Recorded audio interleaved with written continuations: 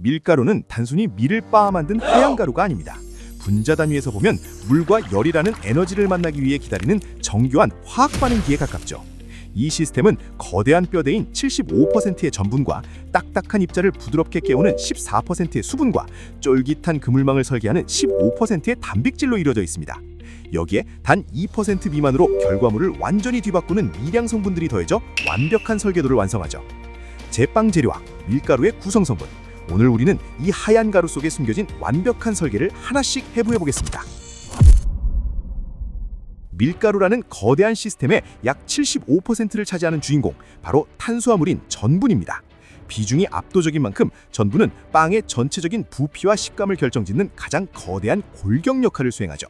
하지만 이 골격은 생각보다 훨씬 정교한 이중 구조로 설계되어 있습니다. 먼저 화학적인 성분을 들여다볼까요? 전분은 포도당이 어떻게 줄을 서느냐에 따라 아밀로우스와 아밀로펙틴이라는 두 가지 분자로 나뉩니다. 우리가 매일 먹는 밥에 비유하면 이해가 아주 쉽습니다. 찰기가 적고 적당한 식감을 주는 일반 맵쌀에 많이 든 것이 선형 구조의 아밀로우스라면, 찹쌀처럼 끈적이고 쫄깃한 성질을 부여하는 것이 가지 모양의 아밀로펙틴입니다. 밀가루 전분은 보통 이 두 성분이 약 1대3의 비율로 섞여 있습니다. 이 황금 비율 덕분에 빵은 너무 딱딱하지도, 그렇다고 떡처럼 너무 질척이지도 않는 절묘한 탄력을 갖게 되죠. 하지만 이 비율은 빵의 수명과도 직결됩니다. 직선 모양의 아밀로스는 시간이 지나면 자기들끼리 다시 단단하게 뭉치려 하는데, 이것이 바로 우리가 빵이 굳었다고 말하는 노화 현상의 주범이 됩니다. 이제 이 분자들이 담긴 물리적 그릇, 즉 전분 과립의 모양을 살펴볼까요? 밀가루 전분은 크기에 따라 A과립과 B과립으로 나뉩니다. 흥미로운 점은 이 두 과립이 태생부터 다르다는 것입니다. 덩치가 큰 A과립은 밀이 자랄 때 가장 먼저 만들어지는 큰 형님들입니다.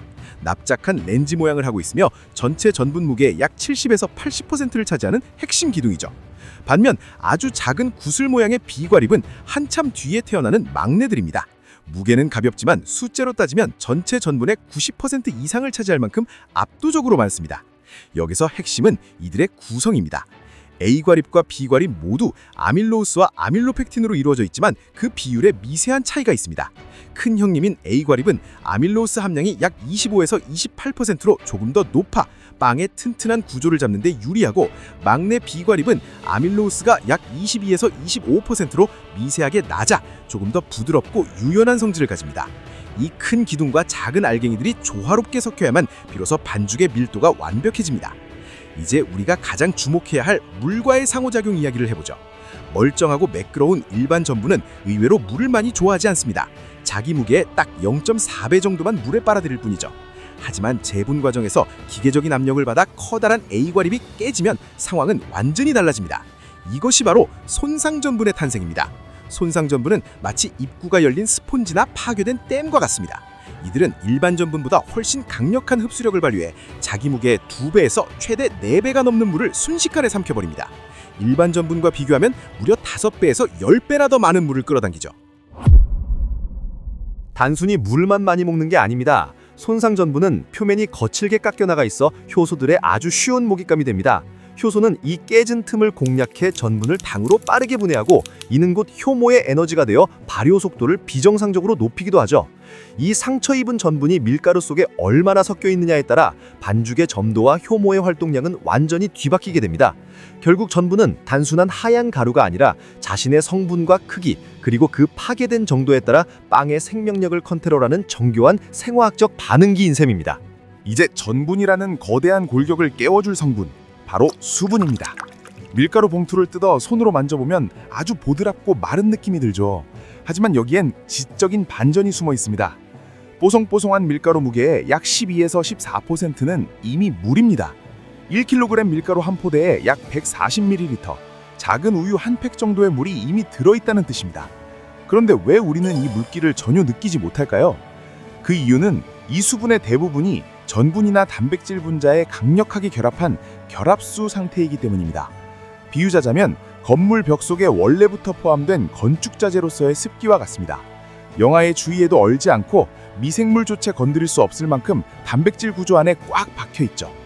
이 결합수들은 밀가루가 가루 형태를 유지하면서도 단백질 구조가 바스러지지 않게 안에서 버텨주는 아주 얌전한 수분입니다. 하지만 우리가 주목해야 할 진짜 주인공은 자유수라 불리는 녀석들입니다. 이들은 결합력 없이 입자 사이를 돌아다니는 배달원과 같습니다. 주변 환경에 가장 민감하게 반응하죠. 한국과 일본처럼 계절별 습도 차이가 극명한 곳에서 밀가루 관리가 어려운 이유가 바로 여기에 있습니다. 습한 여름철에는 공기 중의 물 분자가 밀가루 속으로 비집고 들어와 자유수가 늘어납니다. 반대로 건조한 겨울철에는 밀가루가 품고 있던 자유수를 공기 중으로 뺏기게 되죠. 겨울철 밀가루는 수분을 잃고 아주 단단한 유리상으로 변합니다. 바짝 마른 장작처럼 물을 줘도 속까지 스며드는데 한참이 걸리죠. 반대로 여름철 밀가루는 수분이 가득해 이미 유연한 상태입니다. 그래서 똑같은 레시피로 물을 넣어도 여름엔 반죽이 질척이고 겨울엔 퍽퍽하게 느껴지는 과학적인 이유가 바로 이 수분의 이동에 있습니다. 여기서 밀가루 수분의 황금 수치 14%라는 마지노선을 기억해야 합니다. 왜 모든 제분 회사는 수분을 14% 이하로 맞추려 할까요? 만약 수분이 이 선을 넘어가면 잠자고 있던 효소들이 제멋대로 깨어나 밀가루의 전분과 단백질을 갉아먹기 시작합니다. 곰팡이가 피기 딱 좋은 환경이 되는 건 물론이고요. 반대로 수분이 너무 적으면 밀가루는 예민해집니다. 물을 만나는 순간 골고루 섞이지 못하고 자기들끼리 뭉쳐버리는 사고가 나기도 하죠. 여기서 연력학적 가소제라는 개념이 등장합니다.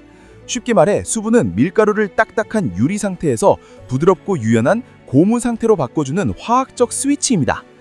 물 분자가 촘촘한 단백질 사슬 사이사이로 비집고 들어가 공간을 넓혀주면 비로소 분자들이 미끄러지듯 움직일 수 있게 됩니다. 이를 전문용어로 유리전이 온도를 낮춘다고 표현하죠. 비유자자면 꽝꽝 얼어붙은 녹슨 경첩에 미리 기름칠을 해두는 것과 같습니다. 수분이 14% 정도 채워져 경첩이 부드럽게 풀려 있어야만 우리가 나중에 붓는 물을 즉각적으로 받아들여 단백질 그물을 짤 수 있습니다. 14%의 수분은 밀가루가 가루에서 반죽으로 변하기 위한 반드시 필요한 최소한의 유연함인 셈입니다. 보이지 않지만 이미 밀가루 안에 박혀있는 이 14%의 물, 이것이야말로 우리가 붓는 진짜 물이 단백질과 전분을 만나 글루텐이라는 기적을 만들 수 있게 미리 기를 닦아놓는 숨은 설계자입니다. 이제 밀가루의 가치를 결정짓는 가장 결정적인 성분, 단백질을 해부해볼 차례입니다. 보통 8%에서 15% 사이의 비중을 차지하는 이 적은 양의 단백질이 어떻게 빵의 거대한 볼륨을 만들어낼까요? 이 비밀을 풀기 위해서는 우리가 재료라고 부르는 밀가루를 식물의 관점에서 바라봐야 합니다. 사실 밀은 우리에게 쫄깃한 식감을 주기 위해 단백질을 만든 게 아닙니다. 씨앗이 땅속에서 싹을 틔울 때 광합성을 하기 전까지 스스로를 키워낼 비상식량이 필요했기 때문이죠. 식물학적으로 이들은 저장 단백질이라 불립니다. 어린 식물의 줄기와 잎이 될 아미노산을 농축해서 보관해둔 일종의 생존 배낭인 셈이죠. 그런데 재미있는 점은 우리가 흔히 말하는 글루텐이라는 그물망은 밀가루 봉투 안에 처음부터 들어있는 게 아니라는 사실입니다. 봉투 안에는 글루텐을 만들기 위한 두 가지 핵심 재료인 글리아딘과 글루테닌이 잠자고 있을 뿐이죠. 이들은 각자 아주 다른 성격을 가진 분자들입니다. 먼저 글리아딘은 반죽이 끊어지지 않고 길게 늘어나게 만드는 신전성을 담당합니다. 비유하자면 아주 부드럽고 끈적한 엿가락 같은 성질이죠. 반면 글루테닌은 늘어난 반죽을 다시 원래대로 당겨주는 탄성을 담당합니다. 팽팽하게 튀어오르는 고무줄 같은 성격입니다. 씨앗의 입장에서 이 상반된 두 성질은 아주 정묘한 생존 전략입니다. 외부 압력에 유연하게 늘어나면서도 다시 원래의 형태를 유지하며 내부 에너지를 보호해야 하기 때문이죠. 이 둘이 물을 만나 에너지를 받으면 비로소 서로의 손을 단단하게 맞잡으며 이황화 결합이라는 강력한 매듭을 짓습니다. 식물이 채워둔 이 분자 자물쇠가 풀리며 거대한 글루텐 그물망이 형성되는 순간입니다. 이렇게 탄생한 글루텐은 글리아딘의 늘어나는 힘과 글루테닌의 버티는 힘이 절묘하게 조합된 신장성을 갖게 됩니다. 전문 용어로 표현하자면 잘 늘어나면서도 가스를 가둘 수 있는 튼튼한 힘을 동시에 가진 점탄성의 상태가 되는 것이죠. 비유하자면 아주 질기고 튼튼한 풍선껌과 같습니다.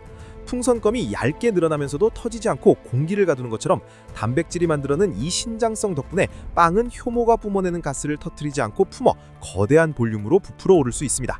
우리가 흔히 밀가루를 강력분, 중력분, 박력분으로 나누는 기준도 바로 이 저장 단백질이 함량입니다. 단백질이 많을수록 더 촘촘하고 튼튼한 자물쇠를 채워 강력한 신장성을 발휘하기 때문에 식빵에 적합하고, 단백질이 적을수록 그물이 성성해져 케이크처럼 바스라지는 식감에 유리해지는 것이죠. 결국 단백질은 빵의 근육이자 설계도입니다. 씨앗이 생존을 위해 꽁꽁 묶어두었던 단백질의 상반된 두 성질을 우리는 물과 에너지를 이용해 가스를 가두는 기적 같은 힘으로 변환시켜 사용하고 있는 것입니다.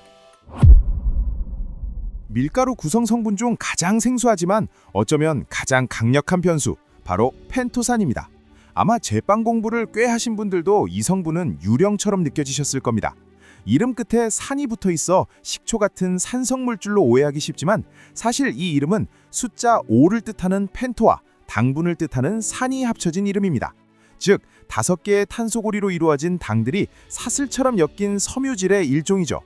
식물학적으로 펜토산은 씨앗의 세포벽을 구성하는 단단한 방패이자 혹독한 가뭄 속에서도 수분을 끝까지 붙잡아두는 비상용 워터탱크입니다. 싹을 틔울 생명력을 보호하기 위해 오탄당 특유의 구조를 이용해 물 분자를 자석처럼 강력하게 끌어당겨 보관하는 역할을 합니다. 이 씨앗의 생존 본능은 우리가 사용하는 밀가루의 종류에 따라 전혀 다른 수분 지도를 그려냅니다. 단단한 경질밀로 만드는 강력분은 씨앗 자체가 생존을 위해 더 튼튼한 방패를 가졌습니다. 그래서 펜토산 함량이 약 2.2에서 2.5%로 높습니다. 반면 부드러운 연질밀로 만드는 박력분은 약 1.5에서 2.0% 정도로 펜토산이 상대적으로 적게 들어있죠.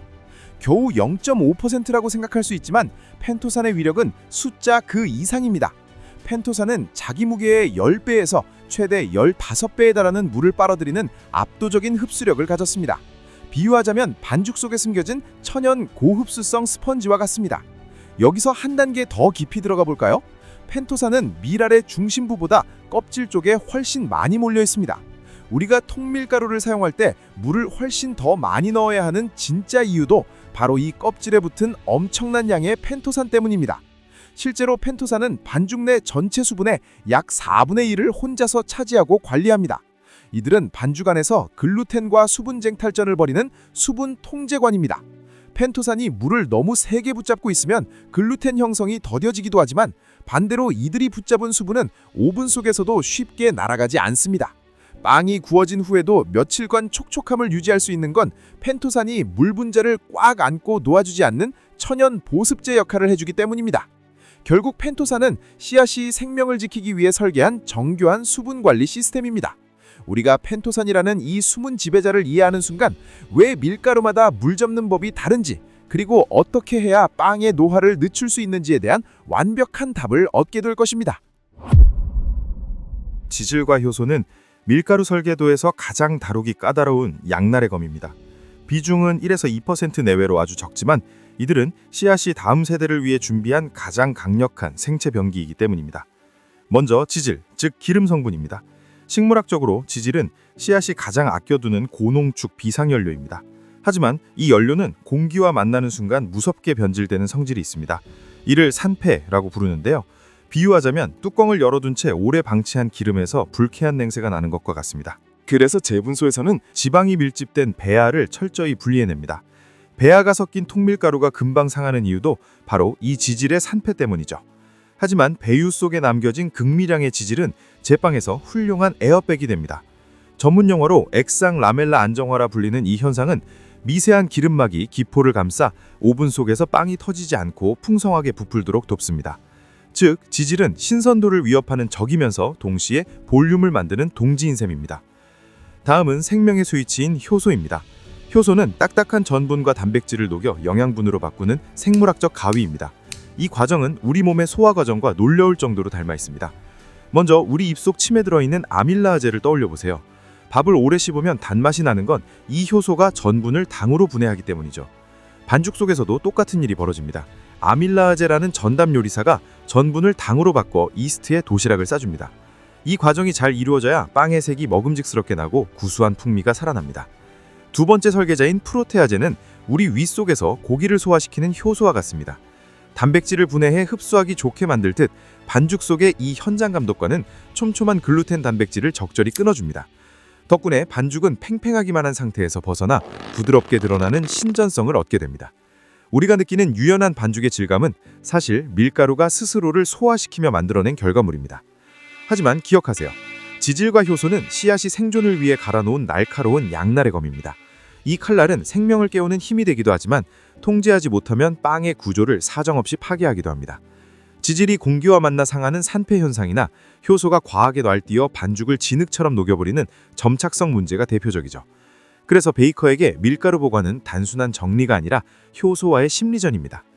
효소는 물을 만나는 순간 잠에서 깨어납니다. 우리가 앞서 배운 수분 14%의 마지노선을 지켜 서늘하고 건조한 곳에 보관해야 하는 진짜 이유는 이 날카로운 효소들을 반죽 직전까지 계속 잠들게 하기 위해서입니다. 결국 밀가루를 신선하게 유지하고 적절한 효소 활동을 유도하는 것. 그것은 씨앗이 가진 야생의 생명력을 베이커가 정교하게 길들이는 과정입니다. 이 작은 가루 속에 숨겨진 생화학적 에너지를 이해할 때 비로소 우리는 반죽의 운명을 완벽히 통제할 수 있게 됩니다. 밀가루를 구성하는 수많은 성분 사이에서 가장 이질적인 존재를 꼽으라면 단연 회분입니다. 회분은 밀가루를 600도씨 이상의 고온에서 태웠을 때 전분과 단백질 같은 유기 성분은 모두 연소되어 사라지고 마지막까지 남는 무기질 결정체를 말합니다. 질량 비중으로는 약 0.4%에서 0.6% 내외. 이 극미량의 가루 안에는 인, 칼륨, 마그네슘, 칼슘 같은 핵심 미네랄이 응축되어 있습니다. 이들은 주로 밀알의 겉껍질인 외피와 배아 근처에 몰려 있죠. 그래서 회분 함량은 재분소가 얼마나 정교하게 내배유만을 추출했는지를 보여주는 정제도의 척도가 되기도 합니다. 이 작은 돌가루들이 왜 반죽에 필요할까요? 회분의 진정한 가치는 pH 완충 능력에 있습니다. 이스트가 당을 분해하며 발효를 시작하면 반죽 내부는 산성 물질로 채워지며 pH가 떨어지기 시작합니다. 이때 회분 속 미네랄들은 화학적 방어선이 되어 pH가 급격히 추락하는 것을 막아줍니다. 이스트가 가장 편안하게 활동할 수 있는 최적의 작업실 환경을 끝까지 사수하는 조율사인 셈입니다. 0.1% 미만의 효소가 발효라는 연극의 주인공이라면 0.5%의 회분은 그 연극이 무너지지 않도록 무대를 평평하게 다지는 보이지 않는 조력자입니다. 거대한 전분의 골격부터 미세한 미네랄의 조율까지 밀가루라는 완벽한 시스템은 이렇게 각자의 자리에서 상호작용하며 우리가 마주하는 빵의 본질을 만들어냅니다. 지금까지 우리는 밀가루라는 작은 우주 속에 숨겨진 정교한 설계도들을 하나하나 펼쳐보았습니다. 단순히 하얀 가루인 줄 알았던 밀가루는 사실 씨앗이 다음 세대를 기약하며 준비한 거대한 생명 시스템이었습니다. 75%의 압도적인 전분은 어린 식물을 위한 에너지 탱크였고 14%의 수분은 생명 활동을 언제든 재개할 수 있게 돕는 유연한 스위치였습니다. 또한 빵의 근육이 되는 단백질은 소중한 영양분을 묶어두려는 분자 자물쇠였으며 생소했던 펜토산은 가뭄을 견디기 위한 섬유질 방패였습니다. 여기에 기포를 보호하는 지질과 잠자는 생명을 깨우는 효소까지. 우리가 반죽을 하고 빵을 굽는 모든 과정은 사실 씨앗이 수천 년 동안 갈고 닦아온 이 생존 전략을 베이커의 의도에 맞게 재해석하고 변환하는 고도의 작업이었습니다. 이제 여러분은 밀가루 봉투를 열 때 예전과는 다른 시선을 갖게 되실 겁니다. 물을 얼마나 넣을까라는 고민 대신 지금 내 밀가루 속에 펜토산과 효소들이 어떻게 움직이고 있을까를 상상하게 될 테니까요. 성분을 이해한다는 것은 단순히 지식을 쌓는 것이 아니라 재료와 대화할 수 있는 언어를 배우는 것입니다. 이 설계도를 완벽히 읽어낸 당신은 이제 레시피의 노예가 아닌 반죽의 진정한 지배자가 될 준비를 마쳤습니다. 이상 푸드 딥다이브였습니다.